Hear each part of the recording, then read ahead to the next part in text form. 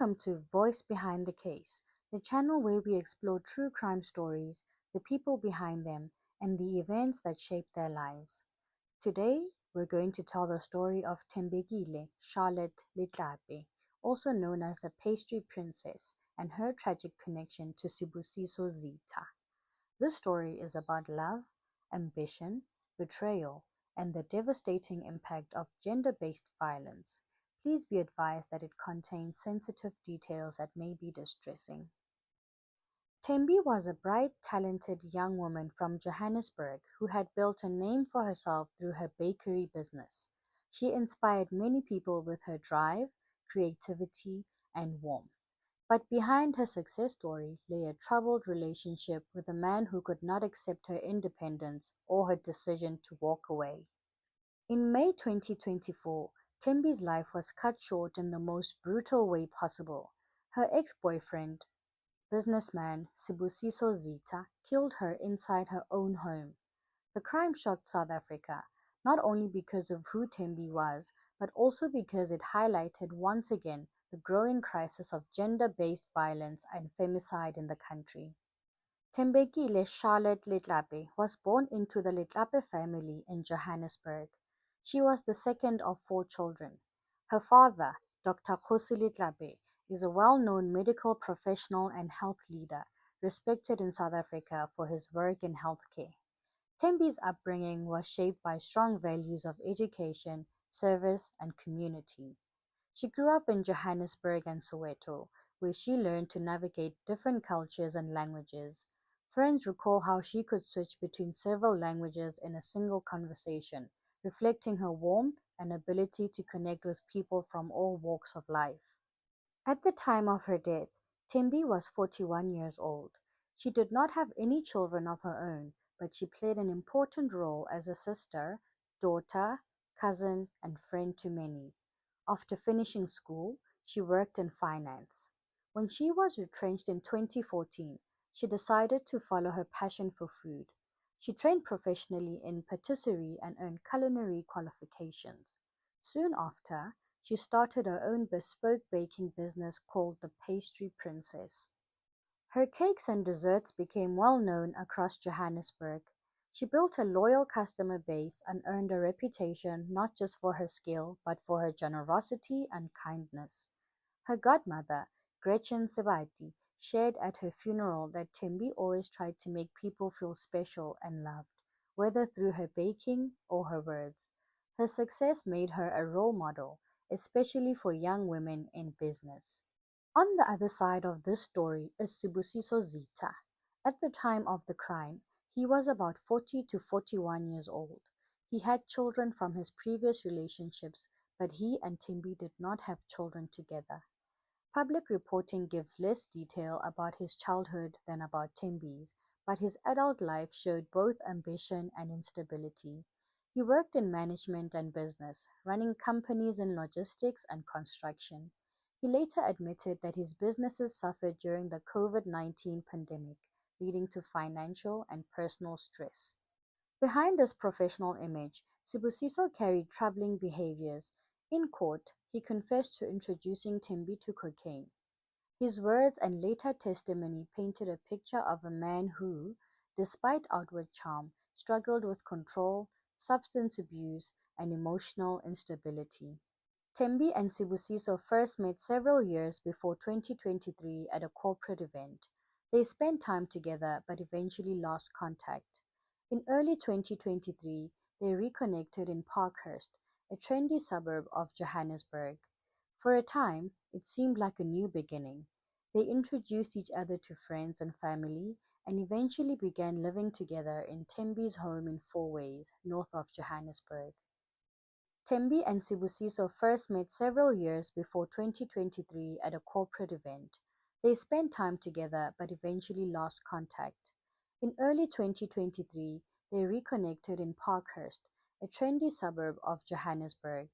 For a time, it seemed like a new beginning. They introduced each other to friends and family and eventually began living together in Thembi's home in Fourways, north of Johannesburg. At first, their relationship appeared affectionate, Even Thembi's father recalled that Sibusiso would sometimes come sit in his office and chat, moments that suggested he was, at least initially, welcomed into the family. But as time passed, tensions grew. Arguments became frequent. Reports suggest that substance use, emotional instability, and past trauma made Sibusiso volatile. He later admitted in court that alcohol, drugs, and a lack of sleep left him fragile and prone to reacting badly. On the 30th of May 2024, Thembi sent a distress message to a relative. Her father, Dr. Letlape, rushed to her home in Fourways to check on her. What he found was every parent's nightmare. Thembi had been fatally attacked, her life stolen in an act of violence inside her own home. Police were called immediately, and Sibusiso was arrested at the scene. The discovery devastated her family and community. A woman who had been full of life, love, and ambition was gone in an instant. News of Thembi's death spread quickly across Johannesburg and beyond. Her murder dominated headlines and sparked outrage. The combination of her personal success, her role as a symbol of entrepreneurship, and her father's public profile made the case a matter of national discussion. Social media lit up with grief and demands for justice. Friends, customers, and strangers all expressed heartbreak at the loss of someone who had touched so many lives. Thembi's funeral was held in early June 2024 at Bryanston Methodist Church. The service was attended by hundreds, including former Deputy President Phumzile Mlambo-Ngcuka, who expressed heartbreak and said, I quote, "We are here to celebrate the life of a young woman. It still hurts to understand and accept the situation we find ourselves in." Unquote. To honor her memory, purple scarves were handed out to mourners. This was Thembi's favorite color. The sea of purple symbolized not only her warmth and joy, but her enduring presence in the hearts of those who loved her. Family members and friends spoke through the tears. Her father, Dr. Letlape, spoke about his pain, saying, "She died because she loved him." The funeral was both a farewell and a call for change, a reminder of the devastating cost of gender-based violence. After his arrest, Sibusiso appeared in the magistrate's court before the case was transferred to the Gauteng High Court. In July 2025, he pleaded guilty to the murder of Thembi Letlape. During sentencing hearings, he expressed remorse and admitted to introducing drugs into their relationship. He claimed his substance abuse, emotional state, and lack of sleep contributed to his behavior. He said, I quote, "I was wrong. I erred. I must pay for it. I admit to that. Whatever judgment the court gives me, I hope it brings some kind of closure." Unquote. There aren't words to describe what I've done and the pain that I've caused you. I'm deeply, deeply sorry for what has happened and for the pain that I've put you through.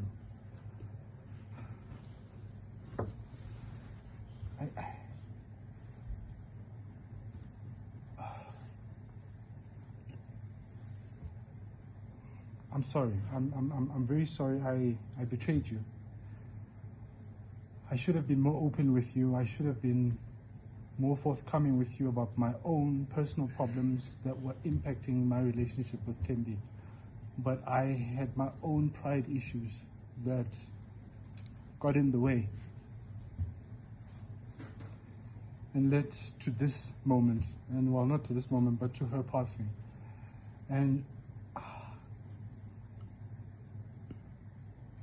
I ask you to please, if you can, find it in your hearts to one day forgive me for my actions. It wasn't my intention. I think, Dr. Letlape, you know, I've spent many days with you speaking about the challenges that I face. And I think you knew my intentions with your daughter. And I might not have been the right person for her at the time. I see that now, I admit it. But a different me was. I still feel that and I still believe that, and I'm sorry for what I did. And if you could please find it in your hearts to forgive me and my family. And I will do right by her memory. I will do right by your family. I'm not sure how yet, but God will make a way. I'm willing to do the time, whatever this court imposes, with no objection.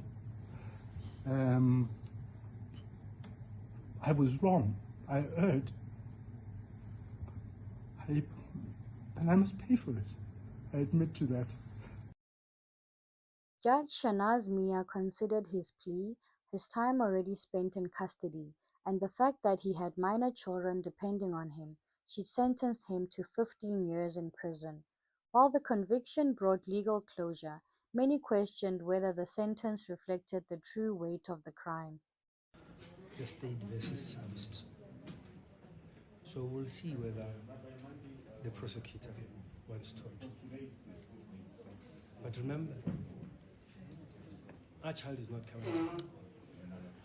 And the message has been sent that she was worthless. And that's what we as a family have to contend with. That's the secondary trauma we have. And in addition to losing her, we now have to deal with being failed by the justice system. And I guess you could look back and say, they played their cards well. They pleaded, so facts would not come out. And that's how they got here. So the legal system in the country, it's not a form of justice. It's lawfare. It's a game. And we are the pawns in that game. The story of Thembekile Charlotte Letlape is not only about a life lost, but about dreams stolen, a family shattered, and a community left grieving. She will be remembered as the Pastry Princess, a woman who built her dreams with determination, kindness, and love. Her favorite color, purple, now stands as a symbol of her memory and the light she brought into the world. Her death is a reminder of the urgent need to address gender-based violence in South Africa. Justice may have been carried out in court, but true justice will only exist when stories like Thembi's are no longer repeated.